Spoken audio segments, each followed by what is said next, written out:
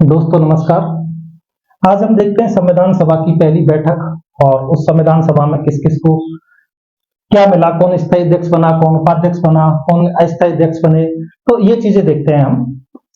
तो पहली बैठक संविधान सभा की कब हुई थी? 9 दिसंबर 1946 को संविधान सभा की पहली बैठक हुई थी 9 दिसंबर 1946 को। ये क्वेश्चन पूछ लिया जाता है। इसके जो अस्थायी अध्यक्ष थे डॉक्टर सच्चिदानंद सिन्हा को बनाया गया था। डॉक्टर सच्चिदानंद सिन्हा इसके अस्थायी अध्यक्ष बनाए गए थे 9 दिसंबर 1940 को। कोई भी बैठक घटित होती है हमारे घरों में तो उसमें एक अध्यक्ष बनाया जाता है। अगर हमारे घर में ही है तो हमारे फादर या दादा एक अध्यक्ष बनाए जाएंगे। कुछ नॉमिनेट होते हैं, कुछ इलेक्ट होते हैं। तो ये अध्यक्ष बनाए गए डॉक्टर सच्चिदानंद सिन्हा अस्थायी अध्यक्ष। और अस्थायी अध्यक्ष किसको बनाया गया ये हम आपसे पूछेंगे, कमेंट करके बताना।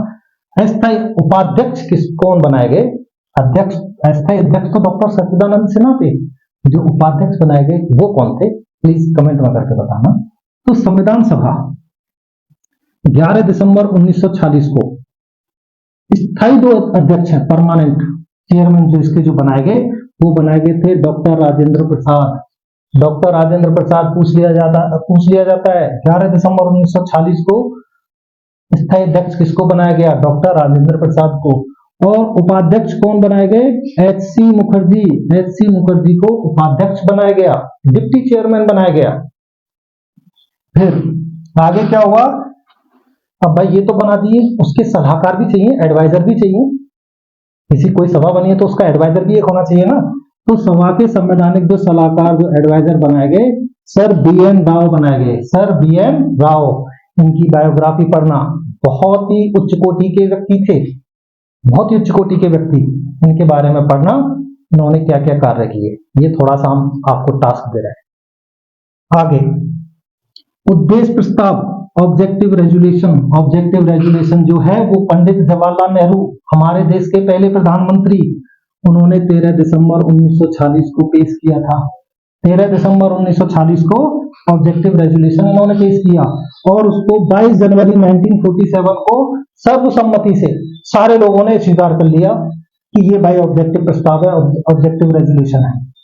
उद्देश्य प्रस्ताव जो आगे जाके हमारी प्रस्तावना बनता है, प्रेम्बल ऑफ द कॉन्स्टिट्यूशन बनता है।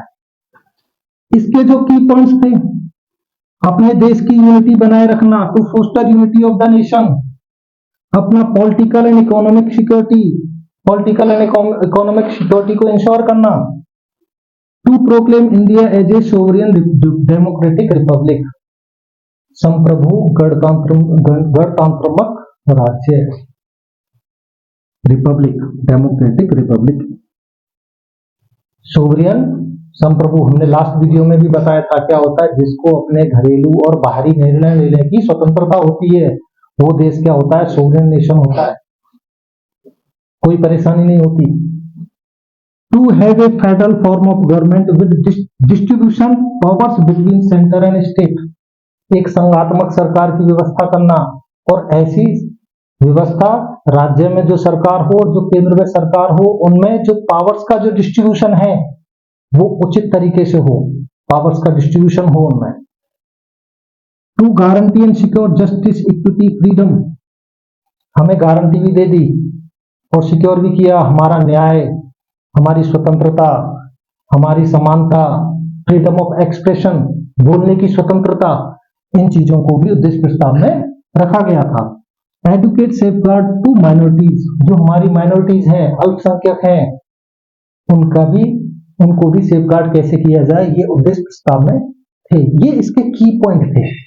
और भी पॉइंट थे, ये जवाहरलाल नेहरू ने दिया था, 13 दिसंबर 1940 को पेश किया था। बाद में इसको हमने अपने संविधान की प्रस्तावना का भाग बना दिया। अब है नेक्स्ट जो संविधान सभा थी, उसका काम था संविधान बनाना। संविधान बनाना है तो संविधान कैसे बनाना है? उन्होंने बहुत से देशों, 60 से अधिक देशों का अवलोकन किया। भाई कहीं ना कहीं से रेफर किया, संविधान बन रहा है, एक सुप्रीम लॉ बन रहा है, तो उसका रेफरेंस भी लिया। किन किन देशों में भाई कहां कहां क्या क्या लिखा हुआ है, वो अपने नागरिकों को क्या क्या देते हैं, और हम अपने देश की विविधता के अकॉर्डिंग अपने नागरिकों को क्या क्या दे सकते हैं, क्या क्या सरकारें कर सकती हैं, तो उन्होंने 60 से अधिक देशों का रेफर किया और फिर एक संविधान तैयार किया। और इस संविधान पर 64 लाख रुपए का खर्च आया। 64 लाख रुपए इस संविधान को बनाने में खर्च हुए। और ये जो संविधान है 2 साल 11 महीने 18 दिन 2 साल 11 महीने 18 दिन में बन के तैयार हुआ। और 26 नवंबर 1949 डेट ध्यान रखने की चीज है। 26 नवंबर 1949 को ये जो संविधान है बनकर तैयार हो गया और हमने अपना लिया। किसने अपना लिया? संविधान सभा ने अपना लिया।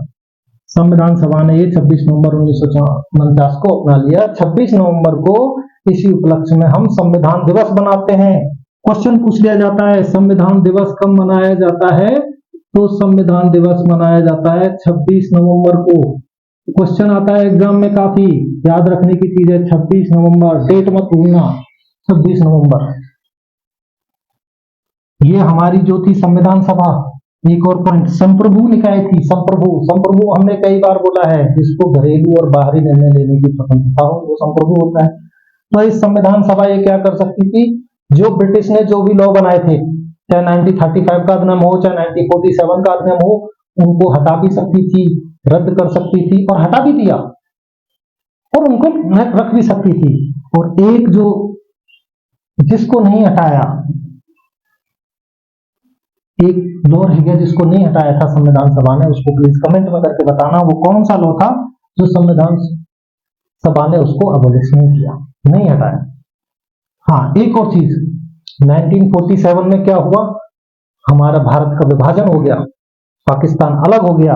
तो पाकिस्तान अलग हो गया तो क्या हुआ, जो सीटों का बंटवारा जो हमने लास्ट वीडियो में बताया है, वो कितनी सीटें रह गई थी वो लास्ट वीडियो में कवर किया है। तो हमारी संविधान सभा को एक और टास्क दिया गया था, वो स्वतंत्र भारत की पहली संसद बनी थी, विधायिका। उसको संविधान बनाने के साथ साथ आम कानून भी बनाने थे, आम कानून भी वो बनाती थी। और उसकी जो पहली बैठक है, संविधान सभा जब विधायिका के रूप में जब काम कर रही थी, जब पहली संसद बनी देश की, तो वो 17 नवंबर 1947 को 17 नवंबर 1947 को उसकी पहली बैठक हुई उस संसद की। तो उसके अध्यक्ष कौन बनाए गए थे, प्लीज कमेंट में करके बताना, बहुत इंपॉर्टेंट क्वेश्चन है। उसके अध्यक्ष कौन थे जब पहली संसद बनी, तो आप उसको बताना। तो उसका संप्रभु निकाय थी, संविधान बनाना उसको था, भारत की पहली संसद भी बनी, और उसके अन्य और भी कार्य थे। जैसे मई 1949 में राष्ट्रमंडल में भारत की सदस्यता का सत्यापन किया।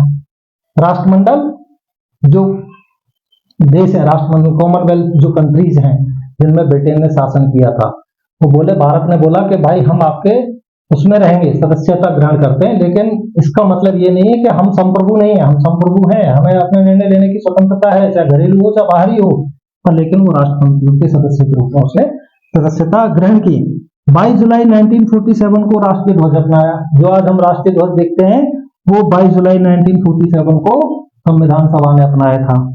नेक्स्ट है 24 जनवरी 1950 को राष्ट्रीय गान अपनाया। 24 जनवरी 1950 को राष्ट्रीय गान अपनाया था। राष्ट्रीय गान किसने लिखा है, क्या है, जनगण मन अधिनायक जय हे, ये हमारा राष्ट्रीय गान है। किन्होंने लिखा था, रविंद्रनाथ टैगोर ने बांग्ला भाषा में लिखा था, और इसकी हिंदी वर्जन को 24 जनवरी 1950 को संविधान सभा ने अपनाया। 24 जनवरी 1950 को ही राष्ट्रीय गीत अपनाया। राष्ट्रीय गीत क्या है हमारा, वंदे मातरम। किन्होंने लिखा था, बंकिम चंद्र चटर्जी ने। उनका जो आनंद मठ एक उपन्यास था, ये क्वेश्चन आ जाता है, आनंद मठ उपन्यास, ठीक है। तो वो 24 जनवरी 1950 को हमने राष्ट्रीय गीत अपनाया। 24 जनवरी 1950 को पहले राष्ट्रपति के रूप में डॉक्टर राजेंद्र प्रसाद की नियुक्ति हुई। ये भी इन्होंने कार्य किए। तो ये इनके कुछ कार्य थे, अन्य कार्य ये हो गया। अब क्या है, जो संविधान, कभी कभी क्वेश्चन आ जाता है, जो संविधान बनकर तैयार हुआ उस पर पहला हस्ताक्षर किसने किया, तो संविधान पे पहला हस्ताक्षर किया था जवाहरलाल नेहरू। पहला हस्ताक्षर किसने किया, जवाहरलाल नेहरू ने पहला हस्ताक्षर किया, नंबर 1। और अंतिम जो हस्ताक्षर किया वो थे डॉक्टर राजेंद्र प्रसाद। संविधान पे हस्ताक्षर करने वाले अंतिम व्यक्ति थे डॉक्टर राजेंद्र प्रसाद। क्वेश्चन आ जाता है कभी कभी एसएससी वगैरह में पूछ लिया जाता है, संविधान सभा पर हस्ताक्षर करने वाले अंतिम व्यक्ति कौन थे, तो आप आसानी से टिक कर सकते हो डॉक्टर राजेंद्र प्रसाद। और पहले कौन थे, जवाहरलाल नेहरू। लेकिन हम आपको एक क्वेश्चन देते हैं, कमेंट में करके बताना, हमारी संविधान सभा में 15 महिलाएं सदस्य थी, 15 महिलाएं सदस्य, उनके नाम हम अभी आपको बताते हैं। उनमें से कौन सी महिला थी पहली महिला जिसने संविधान पर हस्ताक्षर किया, संविधान पर हस्ताक्षर किया। तो हम 15 जो महिलाएं सदस्य थी पूछ लिया जाता है, इनमें से कौन नहीं है उसको हम अभी देखते हैं। तो दोस्तों जो 15 महिला सदस्य थी जिन्होंने संविधान सभा में हिस्सा लिया, जिन्होंने बढ़ चढ़कर संविधान को बनाने में अपनी भूमिका निभाई, वो जो हमारे भारत की सबसे महान विभूतियां 15 महिला सदस्य, विजय नंबर 1 पे विजय लक्ष्मी पंडित, नंबर 2 राजकुमारी अमृत कौर, नोट कर लेना, कुछ लोग नोट भी कर रहे हैं, राजकुमारी अमृत कौर। नंबर 3 थी सरोजनी नायडू, सरोजनी नायडू। नंबर 4 सुचेता कृपलानी, सुचेता कृपलानी, इनको उत्तर प्रदेश के शासन में बहुत महत्वपूर्ण भूमिका रही है, आप इनकी बायोग्राफी जरूर पढ़ना। पूर्णिमा बनर्जी, पूर्णिमा बनर्जी नंबर 5। नंबर 6 पे थी लीला राय, लीला राय। 7 जी दुर्गाबाई। 8 हंसा मेहता। 9 कमला चौधरी। 10 रेणुका रे। 11 मालती चौधरी, 11 कौन है, मालती चौधरी। 12 दक्षयानी वेलायुधन, दक्षयानी वेलायुधन। 13 बेगम एजाज रसूल, बेगम एजाज रसूल। एनी मस्करीनी, एनी मस्करीनी। नंबर 14 और नंबर 15 अम्मू स्वामीनाथन, अम्मू स्वामीनाथन। ये 15 महिला सदस्य थी जिन्होंने हमारे संविधान को बनाने में महत्वपूर्ण भूमिका निभाई थी। अब हम जो क्वेश्चन बता रहे थे आपको, इन 15 में से कौन सी ऐसी महिला थी, प्रथम महिला जिसने संविधान पर अपना पहला हस्ताक्षर किया था, प्रथम महिला जिसने संविधान पर अपना हस्ताक्षर किया था, ये आप हमें कमेंट में करके बताना। और एक और क्वेश्चन देते हैं, संविधान सभा, इतनी बड़ी सभा जिसने इतने बड़े देश के लिए संविधान बनाया, उसमें से 2 महान नेता जिन्होंने संविधान सभा, जो संविधान सभा के सदस्य नहीं थे, महान नेता जिन्होंने भारत की आजादी, उनमें से एक तो थे जिन्होंने भारत की आजादी में बहुत महत्वपूर्ण भूमिका निभाई, और जो दूसरे थे उन्होंने पाकिस्तान ही बनवा दिया, तो वो संविधान सभा के सदस्य नहीं थे। प्लीज कमेंट करके बताना वो दो व्यक्ति कौन थे जो संविधान सभा के सदस्य नहीं थे। एक ने तो पाकिस्तान बनवा दिया और दूसरे ने भारत की आजादी में बहुत बड़ी महत्वपूर्ण भूमिका निभाई। तो दोस्तों आज के लिए नमस्कार। टॉपिक अच्छा लगा हो तो कमेंट करिए, लाइक करिए, सब्सक्राइब करिए। धन्यवाद, नमस्कार।